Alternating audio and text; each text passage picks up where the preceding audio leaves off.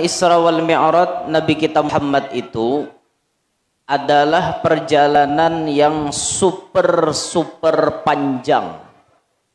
Akan tetapi perjalanan yang panjang cuma ditempuh dalam waktu yang sangat singkat.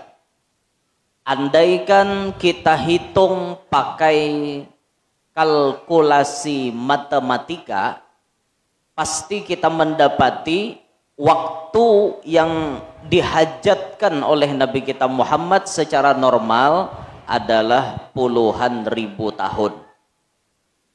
Mekah ke Palestina itu 1 bulan.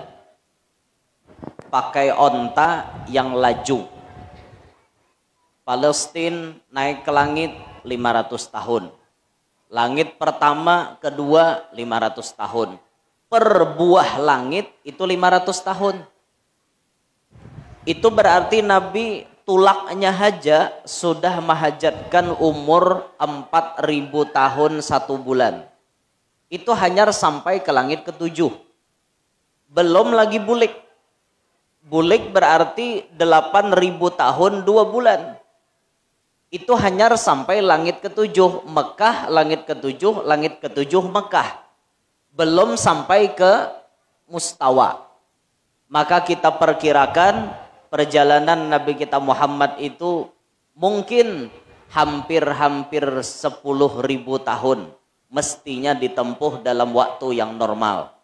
Tapi khusus untuk Nabi kita Muhammad, Allah membikinkan waktu yang sekian panjang ditempuh cuma dalam waktu lailan. Lailan sebagian ulama tafsir mengatakan 3 jam. Sebagian mengatakan 4 jam. Sebagian lagi mengatakan qadru lahdah, sekejap mata. Buktinya Nabi awal-awal diambili dalam keadaan barabah. Datang Nabi dari Isra Mi'raj, belum dingin bekas Nabi barabah, Nabinya sudah datang ke tempat atau di Mekah tersebut. Berarti 1 maat benar perjalanannya. Itu tuh mukjizat yang luar biasa yang Allah tampakkan, yang Allah berikan khusus hanya untuk kepada Nabi kita Muhammad sallallahu alaihi wa alihi wasallam. Nah, di dalam perjalanan Isra wal Mi'raj itu baginda Nabi sallallahu alaihi wasallam banyak menemukan berbagai macam pelajaran. Khususnya pelajaran itu diperuntukkan kepada umatnya. Di antaranya baginda Nabi sallallahu alaihi wasallam pada malam tersebut wara'ad dajjal fi suratihi ru'ya ainin la ru'ya manam. Nabi sallallahu alaihi wasallam melihat Dajjal dengan rupaan aslinya. Dajjal dilihat oleh Nabi dengan mata kepala beliau. Wajah asli Dajjal kayak apa itu dilihati oleh Nabi. Dajjal adalah tanda kiamat nangganal. Tanda kiamat yang paling mendekati kehancuran alam. Itu Dajjal. Tapi sebelum Dajjal tiba, kiamat itu diawali dengan tanda-tanda yang kecil. Banyak tanda-tanda yang halus-halus, pian. Di antaranya Nabi kita menyebut inna min asyratis saati ayyurfa'al ilim wa yadhharal jahal wa yabshuwaz zina wa yushrabal khamar wa yakthuran nisa wa yaqillar rijal hatta yakuna li khamsina imra'atan qayyimun wahid. Di antara ciri mendekati kiamat, ilmu diangkat, kejahilan merajalela. Kayak apa Tuhan mengangkat ilmu? Dengan diwafatkan orang-orang alim. Orang alim banyak matian. Di akhir zaman nih pian, orang alim kada tapi ada lagi umurnya yang panjang-panjang. Dan kebanyakan orang baik itu hidupnya kada tapi panjang umur. Makanya hidup jangan terlalu baik. Gaya aja lah. Jangan dipotong-potong, bahaya kena. Dipotong guru Yanur jam menyuruh orang jangan baik hidup di dunia. Nah iya am camoham. Gigir pulang alam. Orang-orang alim banyak diwafatkan Allah. Bila mati orang alim hilang ilmunya. Mati orang alim hilang ilmunya. Kayak itu bang sudah. Nah makanya pian tampulo ada. Mumpung orang alim ada. Ayo mengaji lawan sidin. Ayo nuntut ilmu lawan sidin. Untung pian. Tak kumpul orang alim tuh untung. Menuntut ilmu tuh pahalanya kada sakira ganalnya. Nabi bersabda ya bin Mas'ud, julusuka sa'atan fi majlisil ilmi la tamassu qalaman wa la taktubu harfan khairun laka min idki alfi raqabatin. Engkau duduk di majelis ilmu wahai Ibnu Mas'ud, tidak menyentuh pulpen, tidak menulis satu huruf pun, itu lebih baik bagi engkau daripada memerdekakan 1000 ikung budak. Itu pahala nuntut ilmu. Santai gawiannya, dengarakan orang, membacakan ilmu, kita duduk aja. Bagaru kawa, nginum kawa. Yalah, santai, duduk. Coba musumbahyang, kawalah bagaru-garu pian. Kawa betul, hendak bagaru. Nah, belum lagi kita berkumpul lawan orang alim. Wa nadharuka ila wajhil alimi khairun laka min alfi farasin tasaddaqta fi sabilillah. Engkau memandang kepada wajahnya orang alim itu lebih baik bagi engkau daripada basodaqoh 1000 ikung kuda. Kuda wayah ini 20 juta kali 1000 20 miliar. Pian basodakoh 20 M masih lebih baik pahala mancangangi moha orang alim. Nah, itu untungnya di mana kawa mancangangi moha orang alim? Di majelis, di tempat nuntut ilmu. Nah, itu tuh untungnya cangangi moha orang alim tuh. Itu hanya pahala mancangangi pian. Belum jadi bini sidin. Jadi bini sidin makinnya luar dalam dicangangi. Luar biasa pahalanya pian. Nah itu. Ilmu diangkat, kejahilan merajalela, zina tersebar di mana-mana. Wayah ini kada mustahil lagi di kampung tuh tadangar anak-anak di luar nikah. Ada mustahil, banyak. Nang bezina di pinggir jalan raya sudah ada. Di mana ajar? Di Amerika. Itu di pinggir jalan raya, bilainya hendak, nah pinggir jalan dah tahu urusan. Kayak nang hayam, pang betunggangan pinggir jalan. Itu ciri kiamat sudah dekat. Yushrabal khamar, arak diminum di mana-mana. Orang kada sopan lagi mabok, orang kada sopan lagi menjinit, orang kada sopan lagi menyabu. Di pinggir-pinggir jalan pun terang-terangan orang kada sopan. Ini sudah zamannya. Wayak suran nisa bibinian liwar banyaknya. Wayakillar rijal lalakian sedikitannya.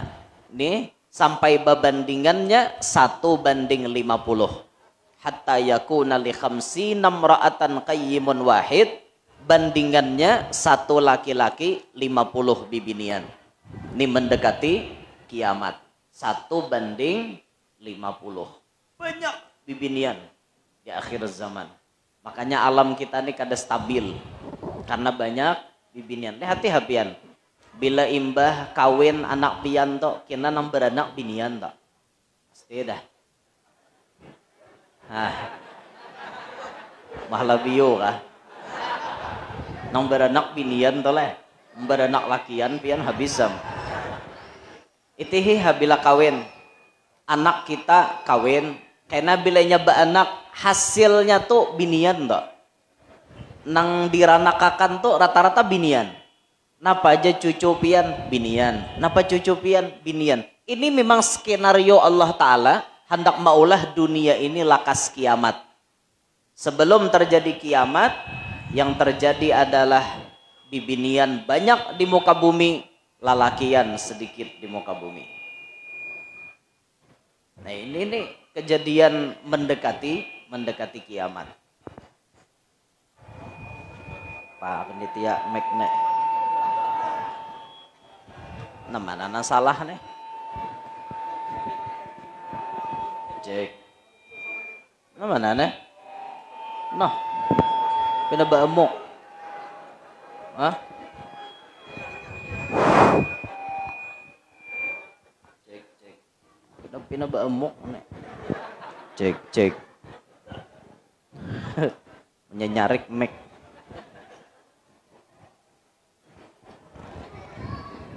Terlalu banyak mic ya kayak ini nih. Aduh, hey.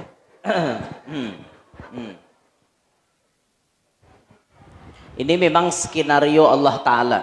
Jadi Allah hendak maulahakan alam ini supaya hancur. Di antara tandanya banyak binian, sedikit lalakian. Jadi kada stabil nih alam nih lah. Nah, sehingga para peneliti mengatakan agar alam ini distabilkan sedikit, maka lalakian ini disuruh jangan kawin seikong. Harus ya paling kada babini 2 atau 3 sampai 4. Satu orang laki-laki harus kawin 4 demi menstabilkan alam. Oke. Jadi kepada para wanita diharapkan untuk memaklumi keadaan zaman. Karena kami ingin melaksanakan itu, kami tidak karena nafsu, melainkan karena ingin menstabilkan alam semesta.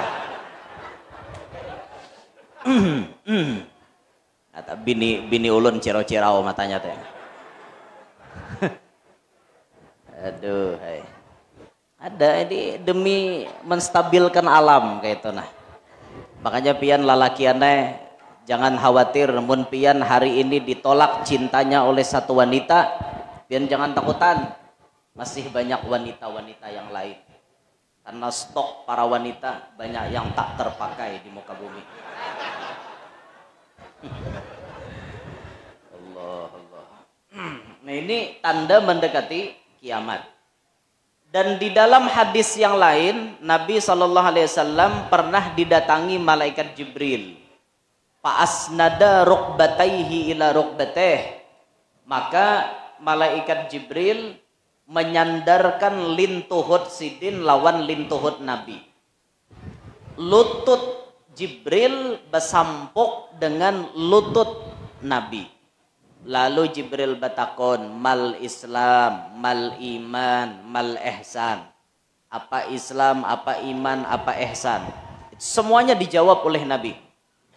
Bagian terakhir, dialog antara Nabi dengan malaikat Jibril. Jibril batakon, pabila hari kiamat. Maka Nabi menjawab, mal mas'ulu anha bi'a'lama minas sa'il. Nang ditakone lawan nang betakon sama-sama pada kada tahu. Itu jawaban Nabi.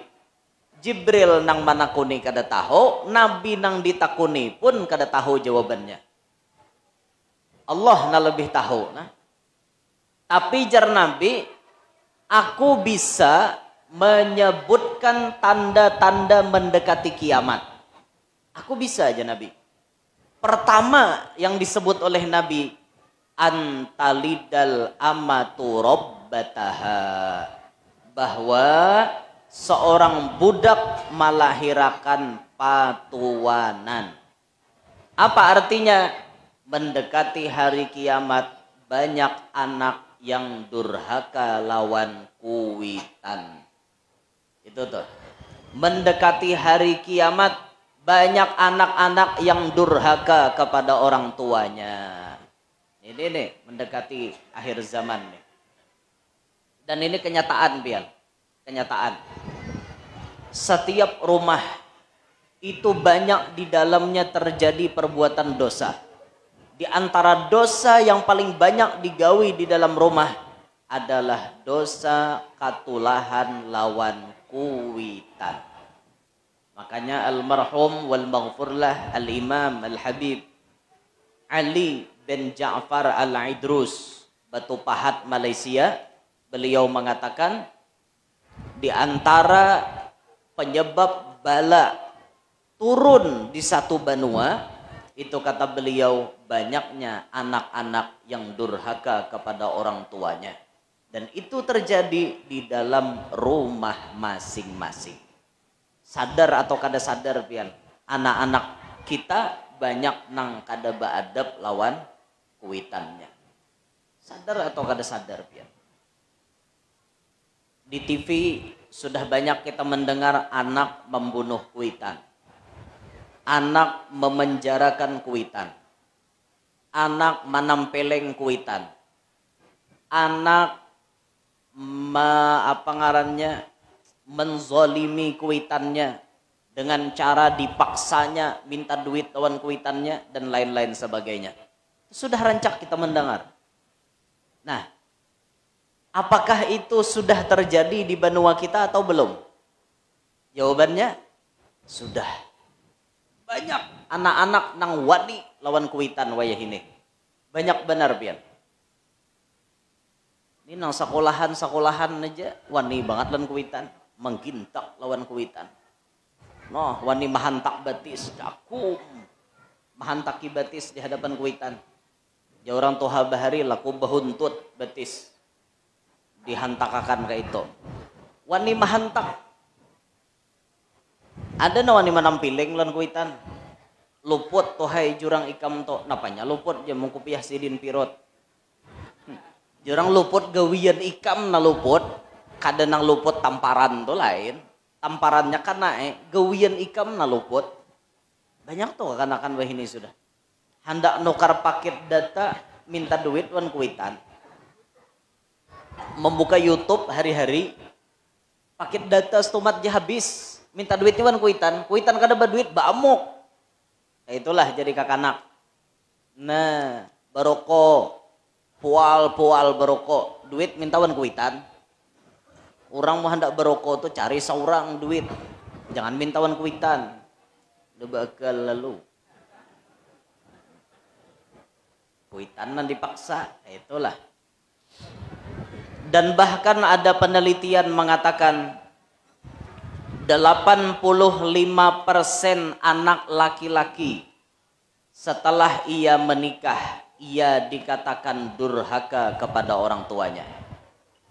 85% anak laki-laki setelah menikah banyak nang katulahan lawan kuitannya.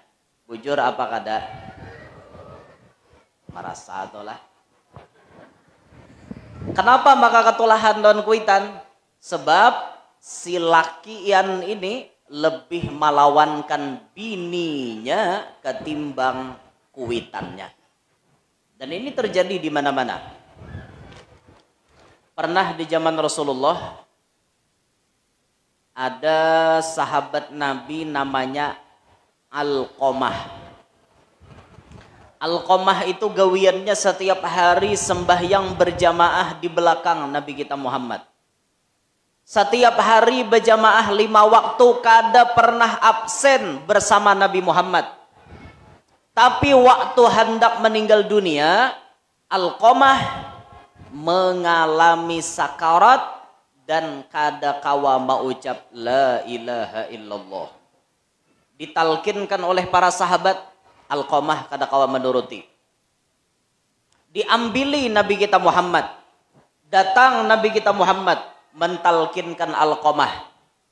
Ditalkinkan oleh Nabi, tetap lidahnya Alqamah keras, kada kawa mengucap la ilaha illallah. Jadi jar Nabi madahi para sahabat, adalah Alqamah ini masih beisi mama?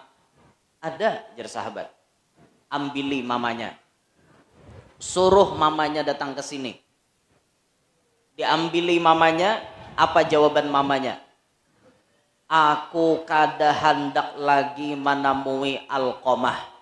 Karena Alqamah sudah menyakiti hatiku. Ia lebih melawankan bininya ketimbang melawankan aku. Aku kada hendak lagi jawabannya menemui Alqamah. Bulik sahabat, ya Rasulullah, mamanya Alqamah kada hendak datang lagi. Jar Nabi, kalau mamanya kada hendak datang, sudah sediakan kayu bakar, kita bakar hidup-hidup Alqamah. Ketimbang inya dibakar api neraka, lebih baik kita bakar wayah ini juga. Habarkan lawan mamanya Alqamah, lamun kada hendak datang ke sini, akan melihat anak sudah berbentuk habu. Habarkan lawan mamanya. Dihabarkan kepada mamanya Alqamah. Wahai mamanya Alqamah, Rasulullah memerintahkan kepada kami agar mengumpulkan kayu bakar supaya kami membakar anak sampian. Mendengar anak hendak disalukut pian, paksa ada teng umanya. Ngeren anak hendak disalukut, sabungo-bungolnya anak seorang, tetap sayang. Itu tuh jiwa seorang orang tua. Dah, stop. Jangan dibakar anakku. Jangan disalukut inya.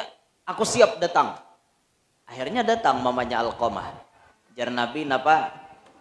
Hendakkah pian melihat anak pian kami bakar hidup-hidup? Jawaban mamanya Alqamah, jangan. Ulun ridho dengan Alqamah.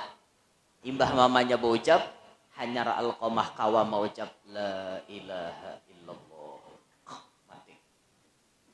Untung mamanya masih hidup. Andaikan mamanya Alqamah sudah meninggal dunia, pasti Alqamah matinya su'ul khotimah. Wal'ayadu billahi min dalik. Itu pian, gara-gara hidupnya malawanakan bini ketimbang kuitan. Ketahuilah wahai para lelaki, ratunya Anda di muka bumi bukan istri Anda. Ratunya Anda di muka bumi adalah mama Anda. Bukan bini. Bini itu bukan ratu. Yang jadi ratunya kita, mama kita. Sebagai lelakian, kita menjadi hak milik mama dan abah kita. Dunia itu ampun mama abah kita. Beda dengan bibinian. Kalau bibinian dari lahir sampai inya dinikahi orang itu ampun kuitannya. Bila sudah dinikahi orang itu ampun lakinya. Paham? Itu aturan agama. Dan ini kada bisa diotak-atik. Ini sudah final dari hukum agama. Lalakian seumuran ampun kuitannya. Sedangkan bibinian dari lahir sampai dinikahi orang ampun kuitannya. Setelah dinikahi ampun lakinya. Pian tuh boy ampun laki. Bila sudah bisi laki. Mulai ujung kepala sampai ujung batis ampun laki. Tanggung jawab laki. Pian membuka aurat, laki pun menanggung beban dosanya. Kalau laki membiarkan. Pian kada beilmu, laki jadi beban tanggungannya. Kuitan pian kada tahu urusan. Lain dah jurusannya. Nang wajib memberi makan ni pian, laki pian. Menukarakan baju, laki pian. Menyediakan tempat tinggal, laki pian. Mulai kepala sampai ujung batis pian, bila sudah bisi laki, ampun laki. Paham kah? Makanya binian tuh guring kada boleh bersalawar. Kada boleh. Kalau kok laki maigau tengah malam. Makanya kada boleh bersalawar guring jadi bini itu. Ini nang belaki, mun nang kada belaki lain urusan. Ini nang belaki maksudnya. Paham kah pian? Banyak anak-anak lalakian nang melawankan bini ketimbang melawankan kuitan. Akhirnya durhaka. Dan ini 85% terjadi kepada laki-laki setelah menikah berani melawan kepada orang tuanya. Dan itu kenyataan, kada bisa dipungkiri. Maka paham-pahamlah wahai para wanita. Anda ketika berisi laki, maka Anda dukung laki Anda untuk berbakti kepada orang tuanya. Paham bu?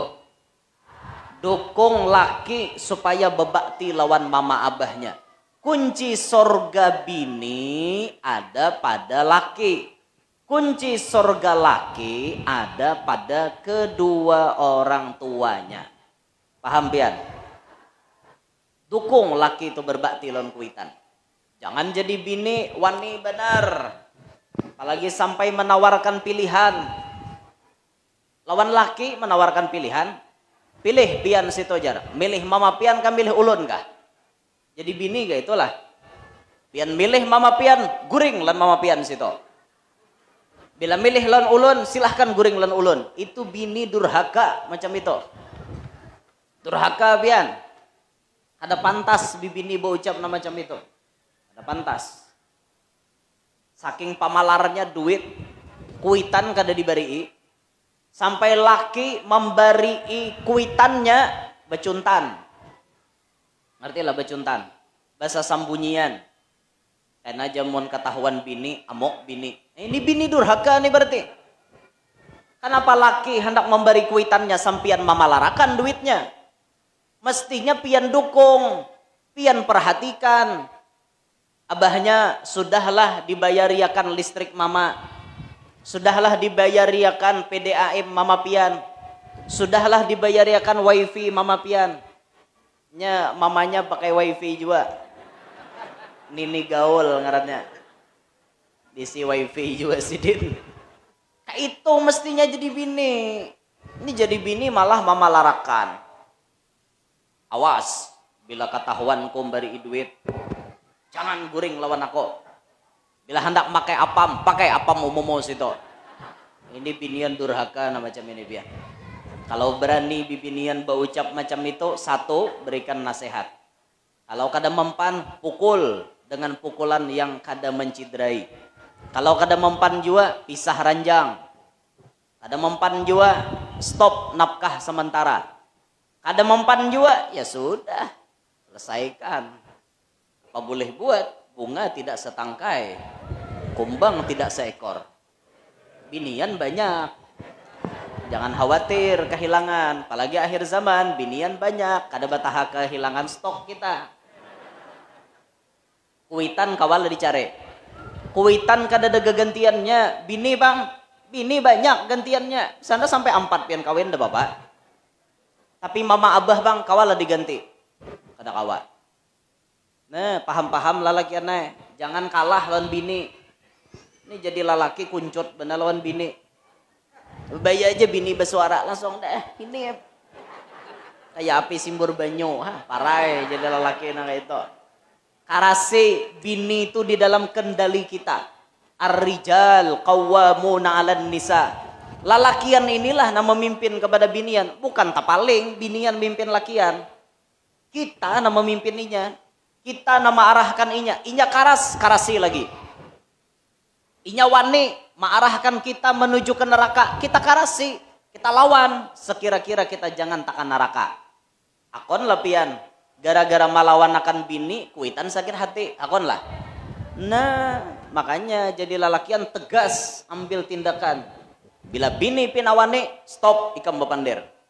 Menjadi pimpinan di rumah tangga, aku, bukan ikam. Kalau ikam wani sekali lagi, awas ikam. Itu nasihat. Sedikit ancaman, tapi memberikan kesan untuk perubahan. Kalau masih juga, ya sudah. Napa ikam pakai hendak? Waninya berucap kayak itu tadi. Nyuruh pakai apam umaku bungol. Kayak ikam tuh pintar kah? Bapak bersuruh pakai apam kuitan bubungulan bener. Nyata haramnya apa? Diucapin kayak itu. Binian kada bakal ya kayak itu tuh. Nah makanya jangan sampai terucap nang kayak itulah. Dukung laki bebakti, bu dukung. Pintu lalakian paham kalau lalakian? Karasi lalakian la ta'ata li makhlukin fi maksiatil khaliq. Kada ada ketaatan kepada makhluk selama ia berani menentang Tuhan. Apa kita mengasihani mun nyawani liwar waninya nang itu jaka sekadar bamamai-mamai daripada tuh biasa aja santai aja bini bamamai dengarkan. Banyak lalakian diangkat jadi wali berkat dimamai bini banyak. Jadi ibu-ibu yang ingin lakinya jadi wali mohon dimamai tiap hari.